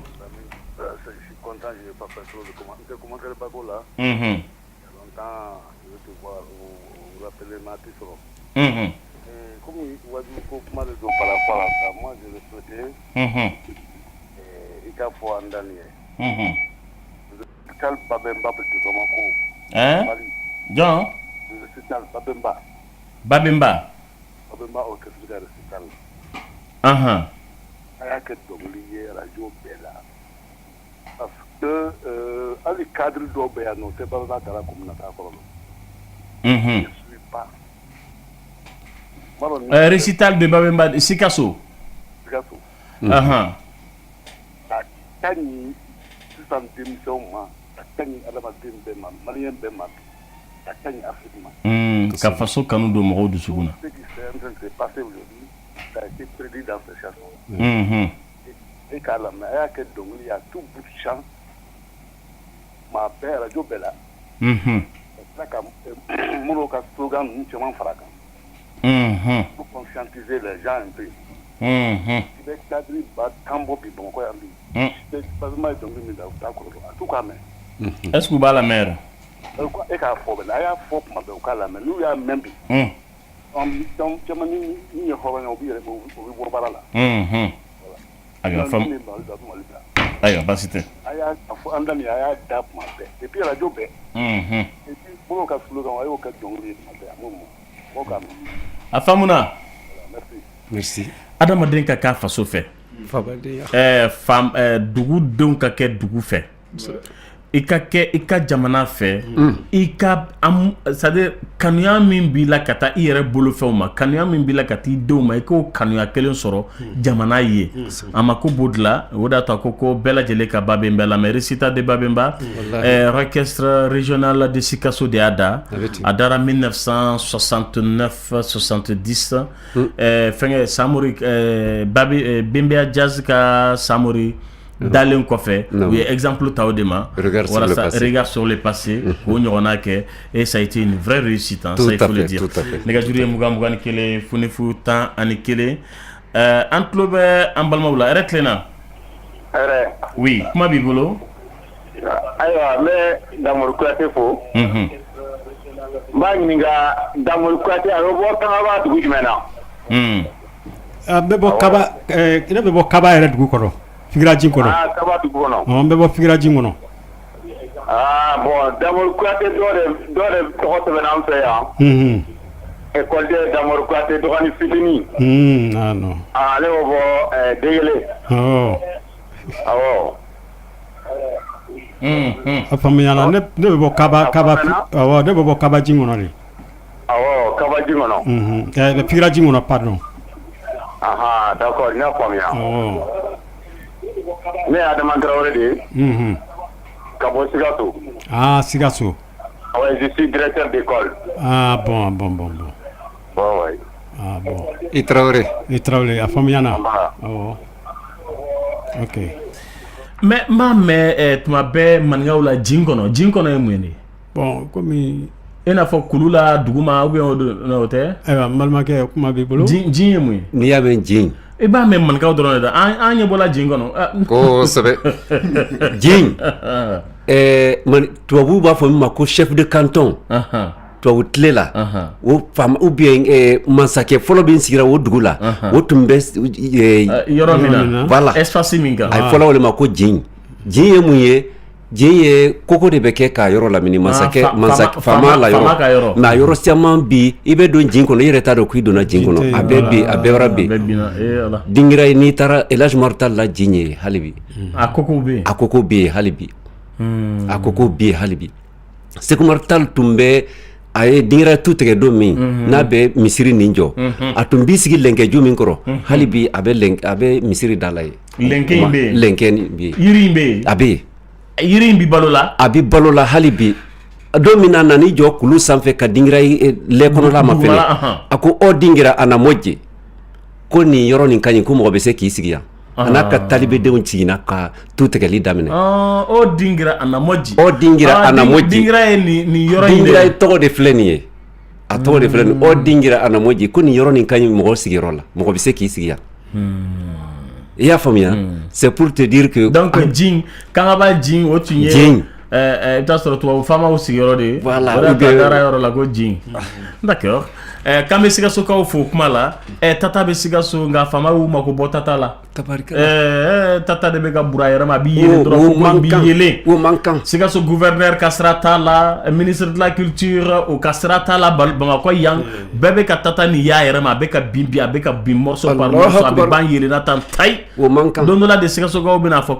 ko Tata place de tun ye nin yɔrɔ in ye depuis a bɛ ye tuma min na ne t'a dɔn ministère mɔgɔw bɛ fɛn fɛn na yan u concentrelen bɛ nord fɛngɛw de kan nord cityw de kan ka t'o yira tubabuw la Tata nin ye fɛn belebeleba ye k'a yira tubabukɛ la i benba dɛsɛra anw benba la yan de k'a yira la cɔ benba dɛsɛra anw benba la nin koko in de la yan nin koko in kɛra anw bolo fɛnba de ye u tɛ se k'o don valeur u tɛ se ka wariba ta k'a don a la ka a valoriser kosɛbɛ u y'a to a yɛrɛ ma ye ten Sikasokaw fana ye Tata to a yɛrɛ ma ye ten olu bɛɛ b'i disi gosi ni Tata ye nka Tata tolen don a yɛrɛ ma ye ten san bɛ n'a kan a bɛ jigin don o don Ala ye don o don a bɛ jigin mɔgɔ si ka sira t'a la o yɔrɔ kan ka dankun de k'a dɔn ka a kana bɛɛ yɛrɛ de wallahi k'a matarafa n'Ala sɔnna an bɛ mɔgɔ kelen ta an bɛ sɔrɔ ka tɛmɛ ni ye an bɛ Rayiba ni kuma fɔ yɛrɛ tilenna oui kuma bɛ tɔɔrɔ si tɛ awɔ an den ka da ka baro la quoi bon pour que ka kɛ yɛrɛ faso fɛ il faut la morale à l'école quoi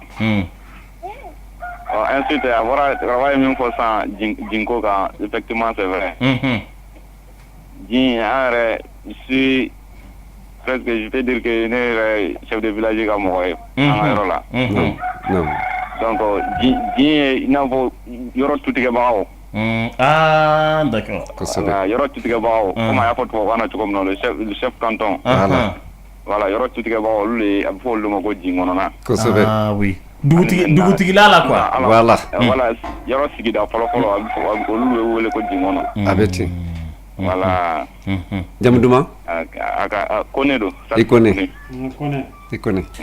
Kasawura non Senu k'i Kasawura Kone o de fɔ Kone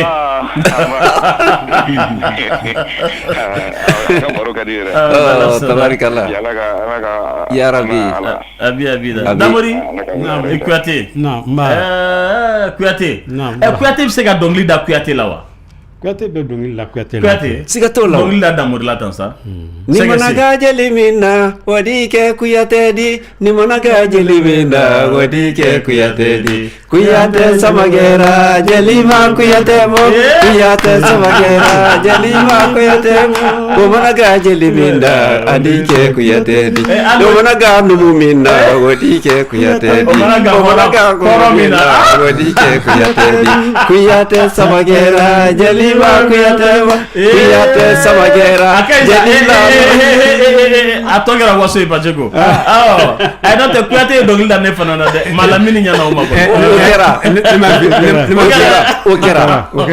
mais ne m'a vu beaucoup de gars fly bi ngi kɛ donc a ma fara donc da bɛ zanda la n'Ala sɔnna ma i nana i ye micro ta orchestre na y'a orchestre tɔgɔ fɔ Bida ayiwa i bɔra Bida la cogo di ka orchestre wɛrɛw la sɔrɔ fo ka t'i sɔrɔ Rayiba la Bamakɔ yan sisan sa i sera kuma ma kosɛbɛ n y'o de f'i ye diɲɛ ko bɛɛ kanu de ye ne bɔra an tun bɛ binali la binali yɛrɛ an tun bɛ binali kɛ san o san binali tun bɛ kɛ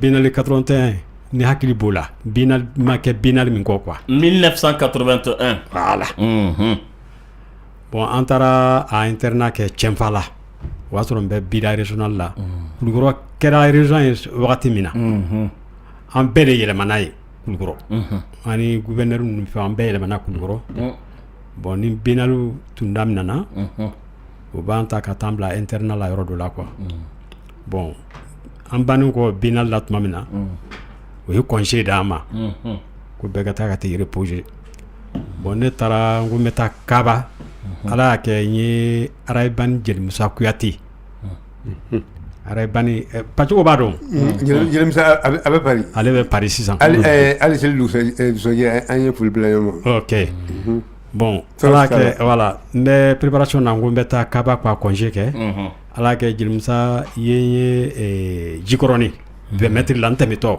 a ye ko ko Damori Kuyate k'a kɛra cogo di ne ko n ko foyi ma kɛ a ko n bɛ cogoya jumɛn na n ko non n ko an bɛ congé la n ko n b'a fɛ k'a kaba o y'a sɔrɔ arayibani mɔgɔ Jelimadi Tunkara olu taara Abidjan u tun taara Abidjan bon vraiment u taara k'u bɛ taa congé kɛ yen ala y'a kɛ wagati congé date tɛmɛna u ni Bife mɔgɔ dirigeant bilala ɲɔgɔn na bon Jelimadi ninnu fana tora yan ni Mori Kanté ninnu olu tora Abidjan yen k'u ka fɛnkɛ dɔ former k'o tɔgɔ la ko Trio Mandé Trio Mandé voilà o le don bon ala y'a kɛ o y'a sɔrɔ olu bɛɛ kana ka bɔ Abidjan u ye na ye jouer daminɛ Sikaso k'i to yen kana Kucala bon k'u ka guitare juru dɛsɛra Jelimisa tun nana guitare juru san na Bamakɔ occasion kɔnɔ ne Jelimisa ye ɲɔgɔn ta o y'a sɔrɔ Seku Kanté kan Seku Kanté min man Seku Kanté Titati o de tun ye ka dɔnkilidala de wagati la Seku Kanté Titati c'est ça bon Jelimisa ko ne ma ko ko d'abord ko ni tun bɛ se ka kaba ta dabila an ka taa ɲɔgɔn fɛ Kucala ko concert ba b'an bolo yen n b'a fɛ an ka taa ɲɔgɔn fɛ ne ko ko ne segalen b'ale don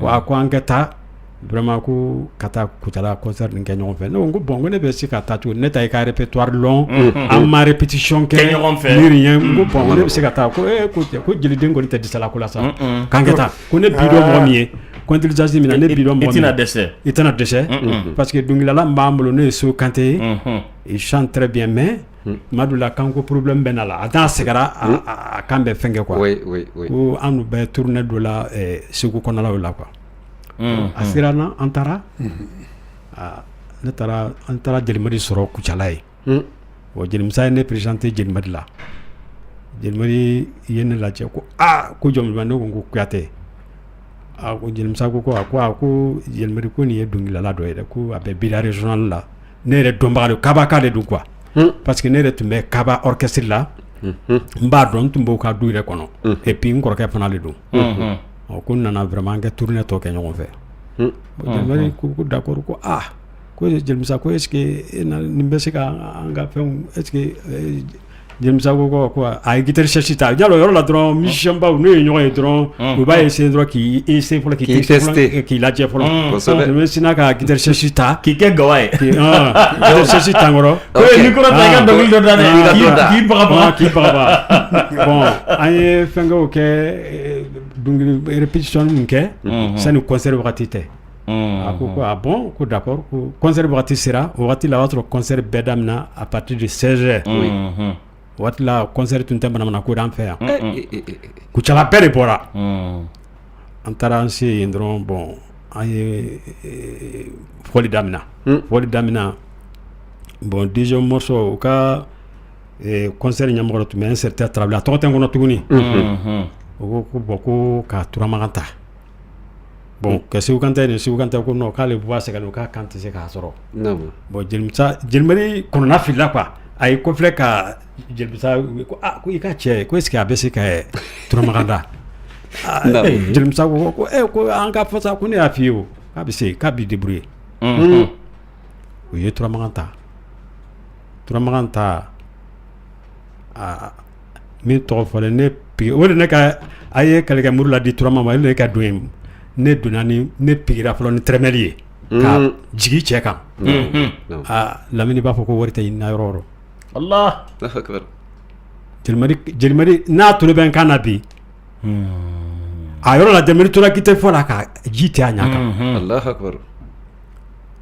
ka ji tɛ a ɲɛ kan ko Jelimisa k'i bɔra nin k'i taara nin ye nin tɔmɔ min k'i bɔra nin cɛ kanimanba nin ye nin kangaba sanu ko puis ko n y'a daba kama ko ne Mori Kanté bɛ Turamagan la gamu kan ko ne ma la e ma o gamu ta ko a ma ta o gamu na k'a ta gamu dɔ la min yɛrɛ ka jan ka tɛmɛ o kan chanteur bɛ tɛ lɛ dɛ bon ala kɛ vraiment ala ye succès di an olu i donna cogo di an ma i ye curiosité d'a ma e donna cogo di Turamagan na n donna Turamagan na ne pigera de quoi ne donna de namu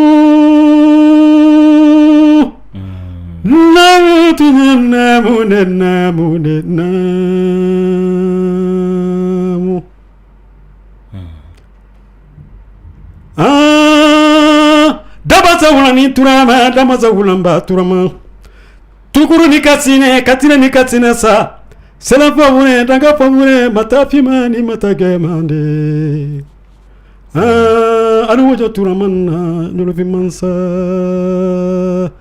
ne pigera nyama ka jigi cheka mais mawli na gamu yere de nya la gamu na yere tede ko na message ko no nya famia sinon nya la gamu na ka janga temeninga o ka dron public ki bew langoro ka tigaro mina robe bo jël ma dépasser la jël ko ko concert ban ko kuyate ke damuri ko te se ka bambulo tukunde kira baray ebe ka fɛn min ɲini a mɛnna o ni y'o sɔrɔ ni o kolonkolotɔ nana bi sen kɔrɔ o t'o ban ni ɲinini bɔra o ma voilà ne ko jɛnbɛri ko tunkarakɛ ko bɛɛ gɛlɛyara ko ne bɛ congé bolo de ma ko ne bɛ bira régional la kan tun bɛna taa congé la ko komi Jelimusa ye n baden ye ale de ye n sama ka na nin ye ko mais an bɛ tournée tɔ kɛ an bɛ taa Segu ni ɲɔnɔ ninnu na n bɛ se k'o kɛ ko mais n'an sera ni ɲɔnɔ banna dɔrɔn ko n bɛ sɛgɛn Lamini ko de sɔrɔlen filɛ o de ko ye ne ka congé ko yɛrɛ banna pewu congé ko tɛ yan congé ko an y'o kirinkaran kana jigin Bamakɔ kɔnɔ an se Bamakɔ an tora yen dɔrɔn kitakaw fana nana ko fɔtiri ma den ka taa concert kɛ yen bon ne yɛrɛ kɔni ka concert tiɲɛna cogoya la ka continuer Jelimadi ninnu an ka taa Sénégal ka Gambie ninnu fɛn bɛɛ kɛ an y'o bɛɛ mais i ye congé ta min bolo don ko kɛra cogo di congé wa congé tɛmɛnen kɔ sa congé date selen u jalo waati la u tun bɛ an wele radio ni fɛnw na ko an ka don ka baara daminɛ quoi bon ala y'a kɛ ne ma se ka na a waati la bon ne ni an ka directeur bilara ɲɔgɔn na an nalen kɔ sa kuma dɔ sɔrɔ ne n'o bilara ɲɔgɔn na u ko ye ne bila Micha P la Micha P min fɔra ne ma ne ko Fabien bon pour moi n yɛrɛ gɛn de o de sa quoi ne bɛna ko c'est pas grave ko ne yɛrɛ fana ko marketing yɛrɛ dege tɛ la ko surtout Kulukɔrɔ ko ne est-ce que y'a faamuya mori ko l'i bila Micha P la ko y'i bila Micha P la tori fili kojugu i bɛ taa bila Bɛrɛma ji la ok bon ne seginna ka na Bamakɔ bon ne taara logé tun bɛ Jikɔrɔni quoi bon tora la dɔrɔn samedi don sɔgɔmada Jelimusa ani Kaminɛ o tun ye u ka ventisi ye quoi voilà u nana ka na da kɔngɔ ne da la quoi ne wulila bon o y'a sɔrɔ Jawo ni buffet directeur ye ɲɔgɔn ye waati la Abdoulaye Magasi o de tun bɛ directeuriya la Magasi bon n'o ye ɲɔgɔn ye ko kɛlɛ banna ko Magasi ka ko fɔ Jelimadi n'a ka équipe kana kɛ na buffet la ko kɛ sɛgɛn ɲɔgɔn ma tuguni a buffet mɔgɔw y'a wele san voilà bon Jelimusa nana kɔni ɲɛfɔ ne ye ko bon ko ne tɔgɔ ne tɛ se ka kɛ de kɔ cogo si la ko n bɛ bira la ko n ka bira bila ko n kana na n de nafa ka bon bon ne dun tun bira mɔgɔw dun y'i bila Micha P la bon ne dun tun embauché don bira la ye komi fonctionnaire n b'o de fɔ i ɲɛna dɛ ne tun bɛ sara de komi tolonguma tɛ koyi mais ko de i b'a kalama voilà ne tun bɛ sara de komi fonctionnaire bɛ sara cogo min na mais Lamini komi an fɔ ma kɔn k'an don école la o de dimi don an na bon mais ne ɲɛ tɛ dimi la dɛ voilà bon e bɛ métier de t'e bolo nin ye métier de bolo nin quoi i fa y'i don école la dɛ bon Kuyateya in tɛ tɛmɛna école tɛ tɛmɛla Kuyateya in kan koyi seulement fo n'i y'i ba i fasiya la mɔgɔ mɔgɔ sɔnna i yɛrɛ ye i bangera k'i to cogo min na n'i sera ka hakilina sɔrɔ k'o développer i bi diɲɛ bɛɛ dan siga t'o la e ye dɔnni min kɛra sisan e ye voyage ba minnu kɛ i taara tubabu jamana caman yaala ka n'i sigi Bamakɔ yan halisa e fama i don école la a ye don fɛn b'a la wallahi donc kana bɔ a tɔgɔ tiɲɛ tugun dɛ bon maintenant ala kɛ n nana Jelimusa nun taara ci fɔ in na k'an bɛ répétition daminɛ lundi buffet la k'an bɛ sara yen de c'est comme fonctionnaire quoi donc ça dit i tun bɛ sara wari ta bida la sisan o ko k'i ka bɔ bida la bon bida mɔgɔw de y'i gɛn parce que ko k'i bila fɛn na Micha P la o man gɛn dɛ ne bɛnna Micha P la ne y'o k'i komi gɛnni sisan mais Kuyate est-ce que ni ninnu tun y'a dɔn k'u tun bɛ ka cɛ bila n'u tun y'a dɔn Lamini u t'a fɔ parce que ale y'a faamuya cogo min ko Micha P o kɔrɔ k'a fɔ ko ale kɔni gɛnni de filɛ donc n b'a ye a erreur caman bɛ directeur sur le service bas de quoi. C'est vrai. Et t'as sur élément ɲuman ba do ba bolo. Voilà. Dɔ bɛ k'i dan ko chien a ma quoi. Bon vera élément ni a bɛ boli ka bɔ yan fɛ a bɛ taa dɔ kɛ a bɛ boli ka bɔ yan fɛ. Donc a bɛ bɛn ni patron dusuba ye dɔrɔn o b'a bila mise à pied. E y'a di tɔ ninnu ma. Voilà. De b'a ta service. Alors i bɛ sɔrɔ k'i sigi mais ne fɛrɛla n yɛrɛ ma n ye n bolo kɛ n yɛrɛ. Voilà.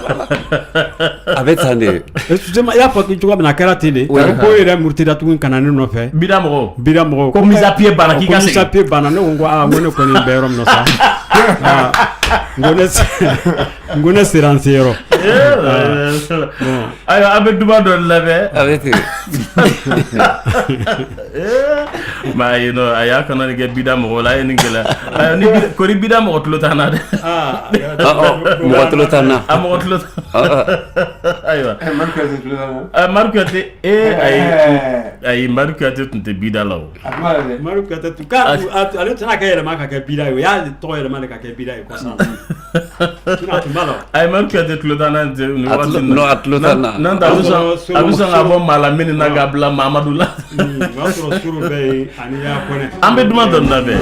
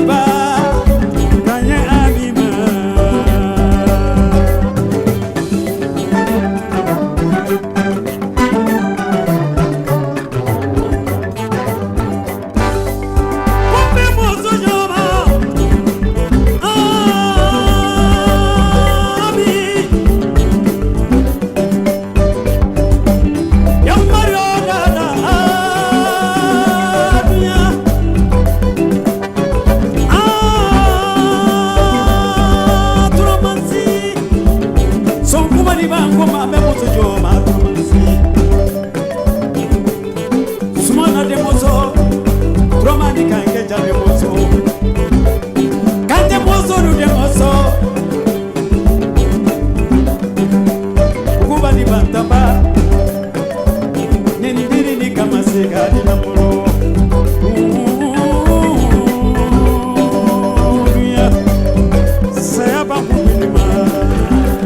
ayiwa an b'an balimaw lamɛn Pacheco Madu Kuyate b'an fɛ Madu Kuyate ko Kuyatew dafara sabala a kɛra baara ye dɛ o kɛra bi kɔni ayiwa Kuyate L'ami, bonsoir. comment ça va Kuyate Ah bah. a kɛra fama ye dɛ Oui. wallahi Ouais. Donc, mais ça va, Dieu merci, j'ai vécu de boulot aujourd'hui. Ala ka kɛnɛya di Ala ka kɛnɛya di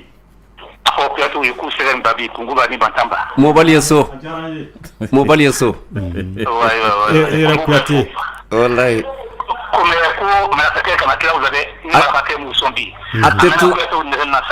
a tɛ tila nabi dɛ bi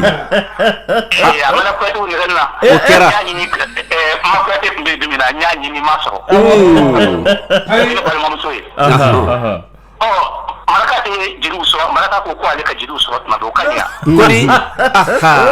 ɲɛ marakamuso falen kelen d'a ma mun bɛ basi tobaw ye walasa aw bɛ se ka bɔ gbɛnsɛn kini kan ten n'an tɛ gɛlɛyara diyara n ye Kuyate grand frère la diyara n ye voilà c'est ça nous avons même fait un volume sur le marché du bilan régional de Bamako. À l'époque, la région de Koulikoro était incorporée, Bamako était dans la région de Koulikoro. Donc, en Yébida, il y avait Roch Sangaré, il y avait le même saut qui a été après le chef d'orchestre du Bida. Bon, donc, on a créé ça, une compétition que Djongoloni fera au Sandi en 2014. Voilà. Bon, mais quand maintenant, il y a les joueurs à la bande là, il y a les joueurs à la bande là, allez m'en essoyer. Voilà, nous devons sur grand. Quand vous y êtes là, pour le groupe rejoindre. Voilà. Oh, on a un sébat là. Ok. Mais toi de main, il y a dungli sur une mission. Je voulais vous donner cette précision. Merci. Je vous dis que les deux mots, merci. Allah kanga salu. Ya Rabbi. Ala ko do na Kuyate ala ka nɔgɔya k'i ye. Amin ya Ala ka bana ban pewu. Amin. Ka kɛ farijaga bɔ ye. Merci bien. I Kuyate. Ma ayiwa basi tɛ nɛgɛjuru b'an balimaw bolo nɛgɛjuru ye 21 fu 11 maakɔrɔw ka kɛnɛ de don Kuyate bɔra ka foli kɛ sisan n'o ye orchestre national A an ka foli b'a ni Kuyatelakaw bɛɛ lajɛlen hɛrɛ tilenna. Allo, assalamu alaikum. Wa alaikum salam. Kuma b'i bolo. Lamini y'o de f'i ye ko n'i ka vesti fila ma minɛ. A y'a fɔ. Lamini fila. Nba. I Kante. Terikɛ fɔ i Kuyate. Mobali ye so. Kuyate i bɛ yafa n ma. I yafara fewu wallahi. Ya Rabbi. N bɛ Kuyate bɛɛ fɔ n bɛ Pacheco fɔ i Bagayogo. U bɛɛ tulo b'i la. An y'aw ka auditeurs fidèles ye an balimaw k'aw fo quoi. A diyara n ye oui. Kante. Aw ni ce aw ni baraji Ala k'aw sara. Ya Rabbi Allah. An bɛ dugawu kɛ an ka mɔgɔ minnu tora Makan Ala k'aw dayɔrɔ suma. Ya Rabbi Allah. An bɛ dugawu de kɛ a kinikini tun ka bon kosɛbɛ. Kojugu. Kunu n'i ye télé lajɛ Makan tagalaw bɛ ka jigin avion kɔnɔ. Wallahi. K'a fɔ k'i m'i ka mɔgɔya la tiɲɛ yɛrɛ la ji cɛra mɔgɔ caman ɲɛ kan. Ala k'o tun ye. An bɛ dugawu kɛ Ala ka hinɛ u la. Ya Rabbi Allah. Lamini Ala kana dadimi bila i la. Amin ya Rabbi. Ala k'an ka saw caya. Amin ya Rabbi. Ala ka garisigɛw foni. Amin ya Rabbi. Radio tile don Ala k'a taa ɲɛ. Amin ya Rabbi. Aw balimakɛ don an n'a ka auditeur Bouba Kante. Bouba Kante chemin de fer. Buba. Kuyate merci. Merci bien. K'an bɛ Kantelakaw bɛɛ lajɛlen fo. U n'a mɛn. Malgré k'a ye kafo jaso kɛ an marakaw la nka e bɛ fo. I Kante. Oui. I Kuyate i ka selimafo bɛ na n'Ala sɔnna. Ni Ala sɔnna n hakili ma ko de o ye Kante. Kana n ta d'a ma dɛ n'an ta tɛ se ma yan. Nɛgɛjuru ye Buga ni kelen Fuli Futa ni kelen hɛrɛ tilenna. Allo. Oui kuma b'i bolo. Damori dɔgɔmuso don a b'a fɛ ka kuma fɛ. Allo. Oui, n tulo b'i la. Kuyate don Damori dɔgɔmuso kana jigi la. Kuyate. Lamini. Ala ka i bolo mɛn i ka baara dɔn. Ami. Ala ka tilali taa ɲɛ. Ami. Lamini e ni Kuyate an t'a la ɲɔgɔn ye sa koyi. O kɛra sa o. Halisa Ala ka an laban ɲa. Ya Rabbi. Mali Ala ka a kolo suma. Ami. Émission min filɛ nin ye. Lamini Ala k'i bolo mɛn a la. Ami. Ala ka kɛ sini kɛnɛya ye. Ami. Ko n bɛ bɛɛ fo la ko n bɛ tile ni baarakɛla bɛɛ fo la. A diyara n ye Sara Kuyate. A diyara n ye. Ala ka i mɛn Ala le dɛ. Ami ya Rabbi. Ani cɛ ni baraji. A diyara n ye. I Kuyate. Jelimani fo bɛlɛ dɛ. Jelimani fo dɛ. A tulo b'i la. Kabini Salifu télé. Morikanta télé. Ayi télé. Nin ye dɔn na buffet hôtel de la Gare na ye. Sara. Ni Sunuba Keyita AC la AC 2000. Karibe bolo mi ayabara do. Ya Rabbi ya Rabbi. Ikwete. Sani baraji. Ikwete. A diyara ye. Weleli diyara ɲamba ye fo kosɛbɛ ne bamuso nɛgɛjuru ye 20 ni kelen fo ni fu 11 auditeurs bɛ ka réagir Rɛtilena. Allô? Oui, kuma b'i bolo? Bon, vraiment an ka foli bɛ aw bɛɛ lajɛlen. Salut Bengalo Sikaso na Sikaso. K'an bɛ Sikaso kaw bɛɛ lajɛlen fo. Wala, bɛɛ b'a mɛn. Sanubugu mɔgɔw bɛ yen? Basi foyi t'u la. O ye ne ka quartier de ne bɛ yen de fɛ. A fɔra ko sanu bɛ tɔmɔ ye don o don fajiri fɛ. Non, an bɛ Médine de. A bɛ Médine. Sikaso na Salut Bengali Sikaso ni. I Bengali. I Bengali. N'Ala sɔnna diyara n ye. An b'i fo. K'a Bengali. Kuyate delila ka taa Sikaso? Sikaso n ye Sikaso lamini kɛ mais n ma don Sikaso dugu yɛrɛ kɔnɔ. N'i taara Sikaso t'i sigi Sanubuguni de la dɛ. Kodi? Nafolo bɛ yen de. Wa yɛlɛma don? N ti wa yɛlɛma dɔn. Bon. Sanubuguni de la. Hali o de juguman tɛ. Rɛtilena. O tigi taara. A bɛ ten. Sisan Rayban mɔgɔw y'i minɛ bida mɔgɔw la parce que u ye fɛngɛ d'i ma u ye mise à pied d'i ma. Rayban la i kunbɛnna ka ɲa mais i ye mun de la kɔlɔsi Rayban la? Bon i ka en fait aw ye tournée kɛ ɲɔgɔn fɛ i tɛ se ka fɛn bɛrɛ la kɔlɔsi mais aw ba sigilen i ka jeu fɔlɔ kɛra min Bamakɔ yan aw ba sigilen Bamakɔ parce que e donna Rayban la Sikaso de. Non. Kucala de don. Jelimari ka formation le trio mandeng de trio ye. Voilà, o tun ye trio mandeng. OK, bon maintenant sisan aw munumunu min kɛra aw taara concert caman kɛ. Buffet mɔgɔw y'aw wele o de la. Voilà, an selen kɔ Bamakɔ yan. Buffet mɔgɔw de weleli kɛ sisan pour que kɛlɛ min tun bɛ yen k'o kɛlɛ fɔ k'o ban. Komi Jelimari de ye chef ye. O ni Jelimari kumana. N y'a f'i ɲɛna o y'a sɔrɔ Abdoulaye Magasi de bɛ directeur la o waati la. An sɔrɔla ka na Buffet la. An dera ka baara kɛ sisan. Ayiwa basi tɛ mais i ka jeu fɔlɔ kɛra Buffet la min a kɛra Buffet i ni Rayban ka jeu fɔlɔ kɛra Buffet yɛrɛ de la wa? A kɛra Buffet la kɛ. Kɛra Buffet la o y'a sɔrɔ an taara groupe dɔ yɛrɛ de sɔrɔ yen o y'a sɔrɔ Lafiya Jobate Kasimari dɔgɔkɛ Lafiya n terikɛ. Voilà Lafiya ninnu tun bɛ yen mais Lamini bɛ kelen fana an taara sɔrɔ nka an tun bɛ taa fo mɔgɔ 34 an taara kɛbulu kan yen quoi est ce que y'a faamuya? Mɔgɔ 30 ni? Mɔgɔ 30 ni mɔgɔ 4 musicien tun y'o de ye. Lamini jeu tun bɛ ban hali dɔ yɛrɛ dɔnkilida tun tɛ se dɔnkilidala dɔ ma. Rayban la. Rayban na. N'i tɛ mɔgɔ jeli man di ou bien n'i y'a dɔnkili man di kosɛbɛ jeu bɛ ban k'i sigilen to. Mais o dɔnkili o mɔgɔ 32 in na aw la jɔn de san sɔrɔ kosɛbɛ n'a tigi tɔgɔ fɔra? O la an taara sɔrɔ Lafiya bɛ yen. Lafiya Kuyate. Lafiya Jobate. Kasimari dɔgɔkɛ. An taara sɔrɔ ale de bɛ yen parce que an taara sɔrɔ ale ye comme premier chanteur. Tun bɛ groupe min na yen quoi. Bon ne ni Jelimari nana ka na fara o kan sisan kɛlɛ bannen kɔ. Bon maintenant Lafiya ani ne ani Segu Kante Titati ani Segu Kuyate bamanan dɔnkilidala Segu Kuyate an n'u bɛɛ de nana ɲɔgɔn fɛ an n'u bɛɛ de parce que o fana nana trio manden na Jelimari fana tɛ komi bamanan dɔnkilidala quoi bon an bɛɛ de nana fara Lafiya ninnu kan sisan k'an bɛɛ kɛ groupe kelen ye finalement an yɛrɛ natuma o tun b'a kɛ an minnu nana an mɔgɔ kura minnu nana ni an nana Lafiya minnu sɔrɔ yen fɔlɔ tun bɛ jouer. Lafiya fɔlɔ bɛ jouer. Fɔlɔ bɛ jouer n'u jiginna. O pɛrɛ trio mandeng mɔgɔ bɛ yɛlɛ. An bɛ yɛlɛ. Bon an nana essayer ni a fɔra parce que waati la Jelibari ninnu ye mɔgɔ lɔnni ko de ye Buffet la ye. U ye de Sunjata ninnu ni waleɲumandɔnbaliya ninnu ni bala kɔnɔninfin ninnu ni fɛnw. Bon u de b'o fɔ. Bon Jelimari ka fɔli ka di mɔgɔw ye fana. Bon ni tant que ni anw ka Jelimari n'an tun ma wuli dɔnbaga mɔgɔ tun tɛ sɔrɔ k'a dɔn yɔrɔ tun tɛ ɲaga quoi. Mais n'a fɔra ko turu selen Jelibari n'a ka mɔgɔw ma finalement tun bɛ ne ka kɛ fadenya ye. Mais m'o faamu d'accord donc ni trio mandeng mɔgɔw aw mun nana aw ni Jelimari de nana ɲɔgɔn fɛ donc Jelimari tun ti Lafiya ninnu accompagner yan. O waati la an nana sɔrɔ o tuma Lafiya ani guitariste dɔ tun bɛ yen ko Musa.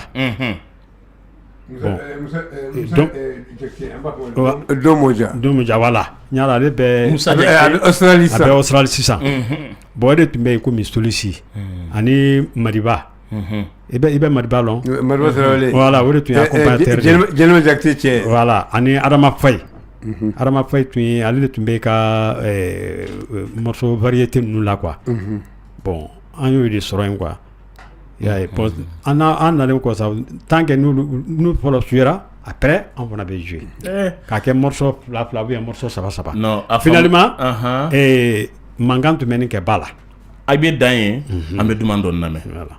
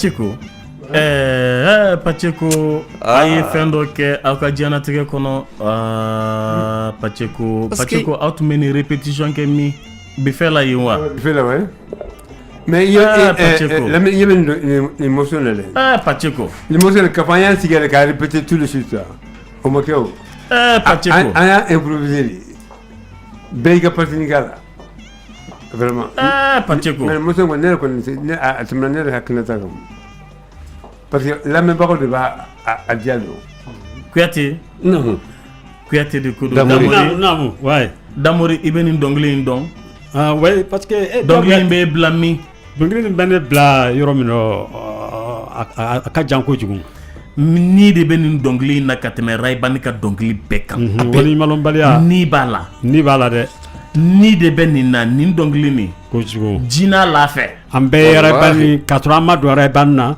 ambe yara bani yara le kanu ni dongli no fe surtout ce morceau Pacheco aye ni glan a glan to go be foyant ma be mais Pacheco nti sega folla ni kera ka auto état du mandela akoni ambe ni sujele ni musunta ne ma fiango e jema ni muso de yalla amma ya fo ay jema ni mo de wele ka adungu de sokono go cey bi balo lawa abana jema lamun a fardo ko musul atana muso quoi atana muso ali dongin dilaka lama jelmari tungra ko ni misra yayi Damori ika kuma labay bo fo namu ka laydu tambalmo e kibi sorayan namu doro kun were namu amma kla kuma la de amma damina namu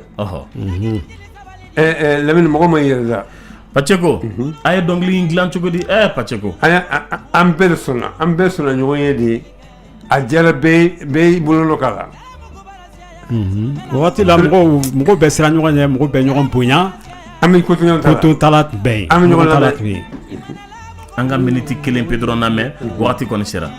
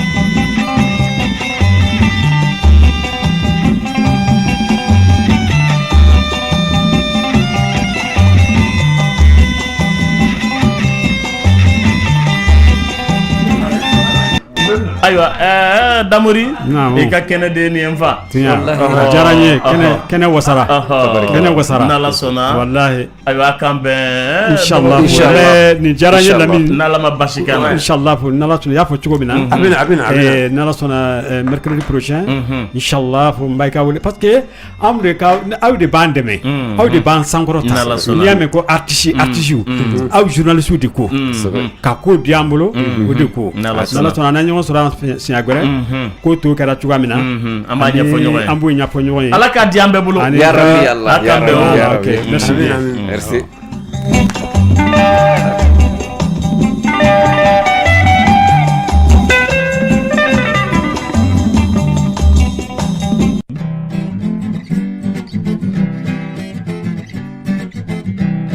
Tonton Lamini abara ko ɲuman